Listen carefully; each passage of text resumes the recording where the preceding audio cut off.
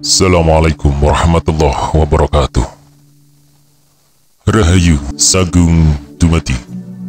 Kembali lagi di channel Babat Nusantara. Pada kesempatan kali ini akan menceritakan Gajah Mada seri kelima, Hamukti Moksa, bagian ke-31.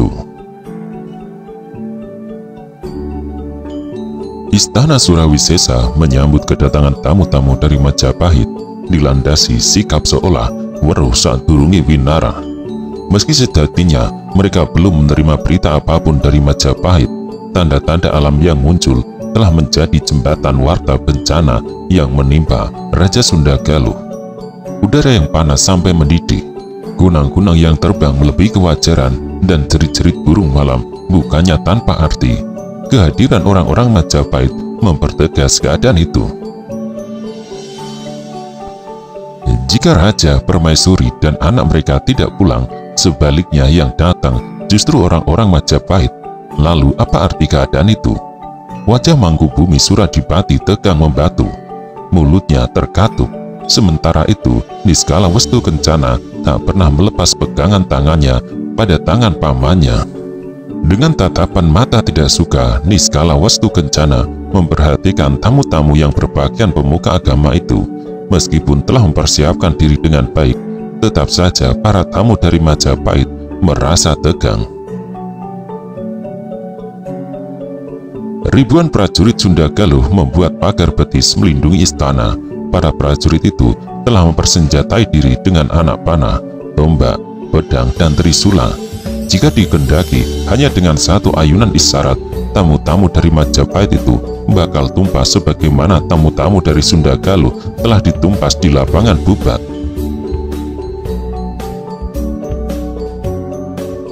Orang Majapahit ternyata licik dan pengecut. Seorang prajurit yang tidak mampu menguasai diri berteriak keras. Seharusnya yang mereka kirim ke Sunda Galuh bukan pejabat agama, bahkan prajurit yang bertugas mengawal tidak mempersenjatai diri. Itu cara licik dan pengecut. Orang-orang Majapahit tahu prajurit Sunda Galuh tidak mungkin menyerang pejabat agama dan mustahil menyerang prajurit yang tak bersenjata. Prajurit itu berteriak amat pantang dan tanpa ragu. Para prajurit dari Majapahit yang tidak dipersenjatai itu benar-benar merasa tidak nyaman. Mereka terpaksa hanya diam dan berusaha mengendalikan diri agar tidak terpancing. Dalam perjalanan, Dharmayaksa Kaisawan dan Dharmayaksa Kasogatan telah meminta para prajurit pengawal itu untuk melucuti senjatanya. Apapun bentuk caci maki yang akan diterima dari Sunda Galuh harus diterima tanpa melakukan pembalasan. Di antara para prajurit ada yang keberatan dengan keputusan itu. Dang Arjaya Narendra bertindak tegas terhadap mereka yang keberatan. Mereka diminta tidak ikut masuk ke kota Raja Sunda Galuh. Menghadapi sikap tegas Dang Arjaya Narendra dan Dang Arjaya Smaranata itu, beberapa prajurit yang semula ngotot terpaksa harus mengalah. Apa boleh buat, teriakan-teriakan marah dan caci maki pun terpaksa mereka terima dengan lapang dada. Keinginan untuk membalas harus ditahan mati-matian. Para prajurit Majapahit yang bertugas mengawal para Dharmayaksa diperintahkan untuk hanya duduk bersila. Pembicaraan yang akan terjadi dengan tuan rumah sepenuhnya berada dalam kewenangan Dharmayaksa Kasogatan, Dang Arjaya Narendra, dan Dharmayaksa Kaisawan, Dang Arjaya Smaranata. Dalam hal memperdalam ilmu agama, baik agama Buddha maupun agama Hindu, negara Sunda Galuh mengacu ke Majapahit. Calon pendeta Sunda Galuh banyak yang dikirim ke Majapahit.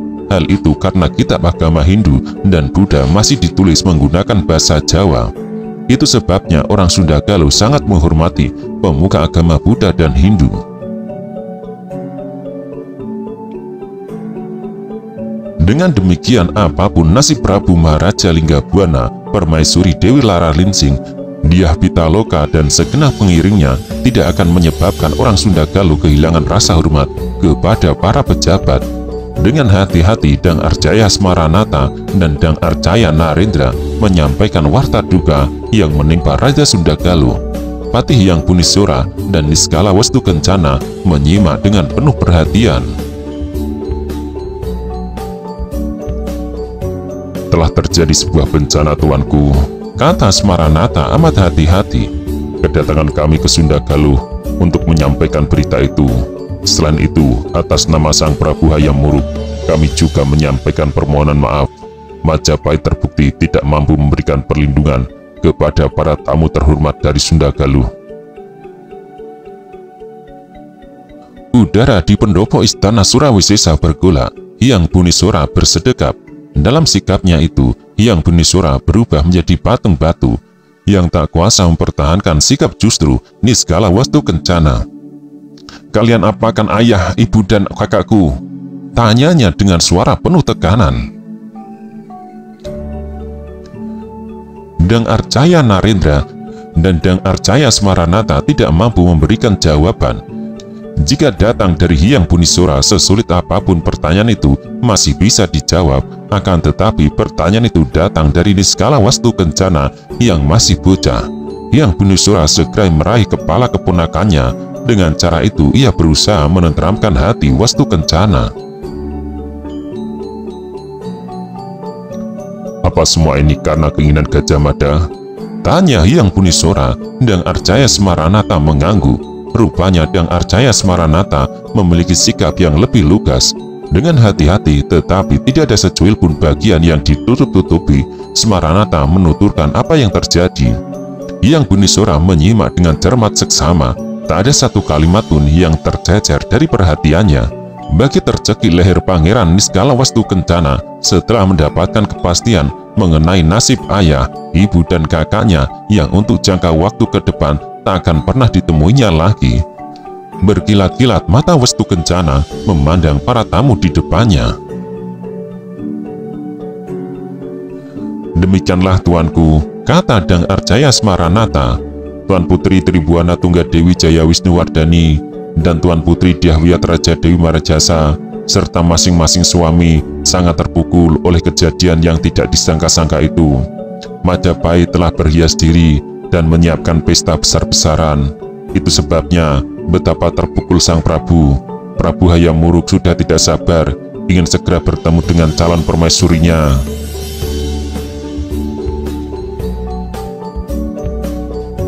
Namun beliau mendapati keadaan bergerak dengan cepat menuju arah yang sama sekali tidak terduga-duga.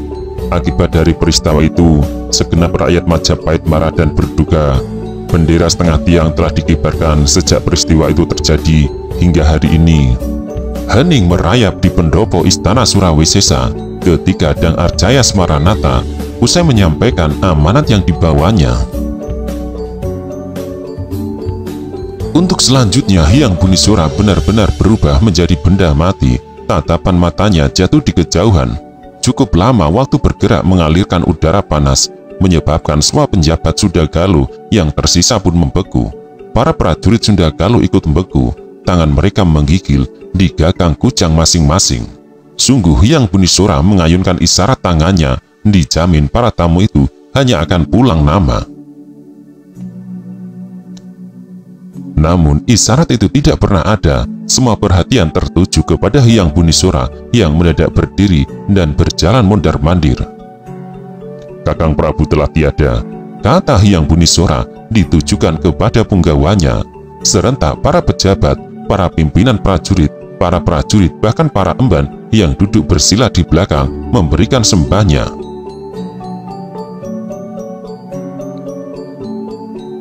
Bagi mereka yang merindukan untuk bertemu dengan Kakang Prabu, ucap Hyang Buniswara dengan suara amat bergetar. Sadarilah, mulai sekarang dan untuk selanjutnya, kita tak mungkin bertemu lagi dengan beliau. Namun, sadarilah kalian semua, bahwa kematian Kakang Prabu Maharaja Linggabuana setimpal dengan harga kehormatan yang harus ditebus. Menghadapi permintaan gila dari Mahapati Gajah Mada, Kakang Prabu Maharaja telah memberikan jawaban yang benar. Saat kehormatan diminta, nyawa pun diberikan. Segenap isi dada Bage tersayat mendengarkan ucapan Hyang Bunisora yang tak terurai dengan suara parau itu. Tak hanya Kakang Prabu yang telah memberikan jawaban dengan benar atas nama kehormatan negeri Sunda Galuh yang kita cintai. Kang Mbok Ayu Dewi Laralingsing telah memberikan jawaban yang sama.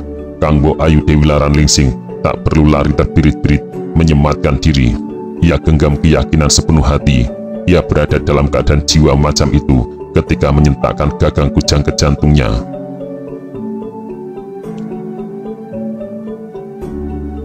Kehormatan seperti itu pula yang diberikan Prabu Putri Dyah Pitaloka Citra Resmi yang kita cintai.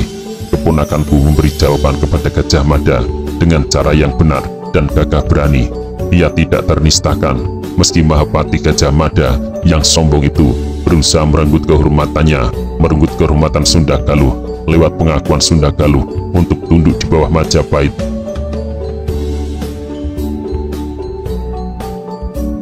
Percayalah, apa yang telah dilakukan Kakang Prabu, Kang Mbok Ayu Permaisuri, dan Prabu Putri Dyah Pitaloka akan dikenang sepanjang masa. Akan menjadi sejarah yang akan selalu dibicarakan oleh siapapun. Bersamaan dengan itu, apa yang telah dilakukan Gajah Mada terhadap Sunda Galuh juga akan selalu dikenang sepanjang masa sebagai aib yang tak akan pernah terhapus sampai kapanpun.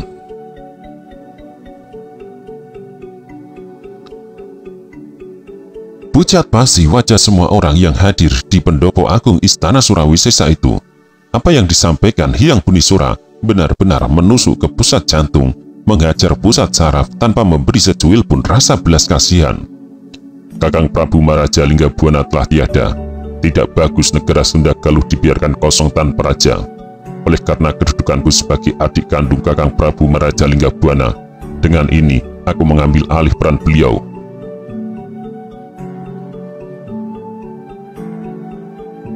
Adakah di antara kalian yang keberatan aku penguasaan atas nama Kakang Prabu, sekaligus atas nama Niskala Wastu Kencana? Lanjut Hyang Bunisora, pembicaraan yang membelok tiba-tiba itu memacu jantung untuk berdegup lebih kencang setelah sebelumnya diguncang-guncang amat kencang. Tidak seorang pun di antara orang-orang Sunda Galuh yang menyatakan tidak setuju.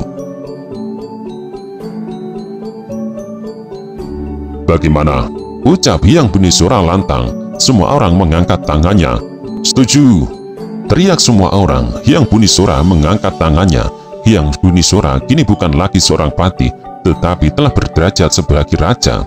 Sebenarnya orang yang paling berhak mewarisi kekuasaan Prabu Marajalingga Buana adalah Niskala Wastu Kencana. Namun Niskala Wastu Kencana masih remaja. Niskala Wastu Kencana belum memiliki kemampuan yang cukup untuk menggantikan ayahnya. Negara Sunda Galuh membutuhkan orang yang kuat untuk menyelenggarakan pemerintahan. Raja Sunda Galuh yang baru setidaknya harus memiliki kemampuan seimbang dengan mendiang Prabu Maraja. Tak ada orang yang layak untuk itu kecuali Hyang Bunisora. Hyang Bunisora kembali ke tempat duduk yang disediakan untuknya. Dengan pandangan penuh wibawa, Hyang Bunisora membalas tatapan para tamunya. Jadi Majapahit minta maaf? Tanya Hyang Bunisora. Pertanyaan itu ditujukan kepada Dang Arjaya Smaranata dan Dang Arjaya Narendra secara bergantian. Smaranata mengangguk. Majapahit sangat menyesali hal itu. Telah terjadi, Tuanku Sri Baginda. Balas Dang Arjaya Smaranata. Andai kata waktu bisa diputar kembali dan semua peristiwa bisa diulang, Sri Baginda Prabu Hayam Wuruk bersama segenap panca Prabu pasti akan mencegah peristiwa itu terjadi. Betapa marah Prabu Hyang Bunisora. Tangannya yang mengepal menjadi gambaran bagaimana Hyang Bunisora berusaha menguasai diri. Demikian menggumpal murka itu. Andai kata sebuah butir batu diletakkan di telapak tangannya, pasti akan hancur batu itu menjadi serpihan. Pun andai sebutir telur diletakkan di dadanya, telur yang semula berisi cairan itu pasti akan matang. Hanya sampai pada meminta maaf, Bapak? Kejar Bunisora. Apakah Majapahit berpikir dengan meminta maaf sudah cukup? Apakah dengan meminta maaf bisa menghidupkan mereka yang mati sehingga bisa bersama kami lagi? Pertanyaan itu dilepaskan dengan suara bergetar. orang-orang Majapahit di bawah pimpinan Dang Arjaya Smarananta dan Dang Arjaya Narendra tak tahu bagaimana cara menjawab pertanyaan itu. Prabu Hyang Bunisora yang duduk di atas dampar kembali berdiri dan berjalan mondar-mandir. Mula-mula kedua tangannya bertolak pinggang, namun satu tangan kemudian diturunkan lagi. "Tidak cukup dengan hanya minta maaf," kata Hyang Bunisora. "Jika Majapahit menyesal, yang harus dilakukan tidak cukup hanya dengan meminta maaf. Yang lebih penting adalah apa tindakan Majapahit sebagai bentuk pertanggungjawaban. Sunda Galuh memiliki hukum, demikian pula Majapahit. Bahkan Majapahit memiliki Kutara Manawa. Pertanyaan yang ingin sekali kuteriakan, dan aku berharap Sang Prabu Hayam Wuruk mendengar adalah sejauh mana kitab Kutara Manawa yang diagung-agungkan itu bisa menjangkau orang sekuat Mahapati Gajah Mada dan menyeretnya ke tiang gantungan sebagai ganjaran atas sikap bengisnya." Dang Arjaya Smarananta terpaksa menekan isi dadanya dan mendadak terasa nyeri. Pedih yang sama dirasakan Dang Arjaya Narendra. Menempatkannya di sudut ruang yang di tempat itu untuk berbicara pun sulitnya setengah mati. "Bagaimana tindakan Panca Prabu terhadap Gajah Mada?" tanya Hyang Bunisora dengan suara agak merendah. Dang Arjaya Smarananta dan Dang Arjaya Narendra saling pandang. Dang Arjaya Narendra mengangguk sebagai isyarat ia yang akan memberikan jawaban untuk pertanyaan itu. "Hamba tuanku," kata Narendra. "Ketika hamba dan rombongan berangkat, Panca Prabu telah menggelar sidang. Salah satu keputusannya adalah mencopot Gajah Mada dari jabatannya." Hyang Bunisora memandang tajam. Senyum yang menyelinap di antara kedua sudut bibirnya adalah senyum sinis. Senyum yang secara lugas menunjukkan rasa tidak sukanya. "Tidak ada gunanya Kutara Manawa diundangkan jika hanya menjangkau rakyat jelata. Yang aku dengar selama ini, berbagai bentuk hukuman, bahkan sampai hukuman mati, ditegakkan terhadap mereka yang melakukan tindakan melawan hukum. Saat Gajah Mada sendiri yang melakukan, apalagi dengan kejahatan yang tak terukur macam itu, hukumannya hanya dicopot dari jabatannya. Ah, hukum Kutara Manawa macam apa itu yang tumpul saat berhadapan dengan Mahapati Gajah Mada?" kata Hyang Bunisora. Pandangan Hyang Bunisora yang tajam mampu menyayat lebih dari kujang yang diasah lebih dari setahun lamanya. "Apa yang dilakukan Gajah Mada itu benar-benar tindakan licik dan biadab," kata Hyang Bunisora dengan suara serak tertahan. "Raja Sunda Galuh diundang ke Majapahit dengan dalih perkawinan antara Prabu Hayam Wuruk dan Dyah Pitaloka akan diselenggarakan di sana. Tetapi apa yang kemudian terjadi? Raja Sunda Galuh dan keluarga bersama para pengiringnya dibantai habis. Jika Gajah Mada berniat melebarkan kekuasaan hingga ke Kawali, ada sebuah cara yang lebih gagah dan pasti akan disambut rakyat Sunda Galuh dengan meriah."